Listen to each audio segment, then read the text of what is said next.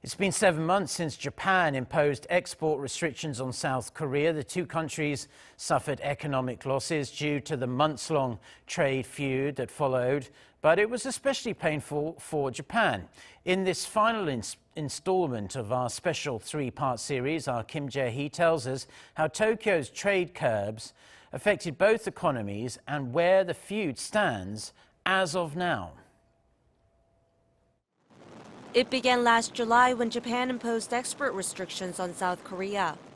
The move sparked a long trade feud between the two neighbors, which harmed both economies. But since the curbs were imposed, Seoul has found ways to lessen its dependency on Tokyo. On the other hand, the boycott of Japanese goods in South Korea was more damaging to Japan than was initially anticipated. The South Korean government invested in and encouraged domestic firms to localize the key materials subject to restrictions. Along with the boycott movement of Japanese products within the country, it seems South Korea has seen less damage so far. From July to November last year, Seoul saw a 7.8% decrease in its exports to Tokyo. But the drop of Tokyo's exports to Seoul were far larger. They plummeted by more than 14%. And despite the boycott toning down over the past few months, it has undeniably left a scar in Japan's economy. South Korea's boycott has dented Uniqlo sales, and its parent firm, Fast Retailing, cut its full-year outlook for 2020 last month after worse-than-expected quarterly results. Japanese beer exports have taken a big hit, down 97.9% last December compared to the previous year.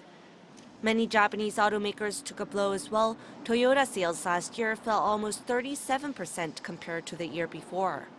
Due to the influence of the boycott, Seoul posted a trade deficit with Tokyo of $19.1 billion last year, the smallest amount in 16 years since the $19 billion deficit in 2003.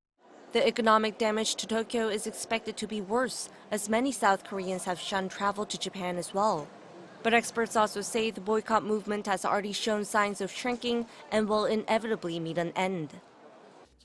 Boycotts can't last forever and should be used as a political signal to show willingness to solve a problem through dialogue. It shouldn't be used as a method to get one over the other side. That would only result in economic damage to both countries. The experts stress that the two neighbors need to find a solution through dialogue and differentiate between politics and the economy so they can benefit from their close geographical location. Kim Jae-hee, Arirang News.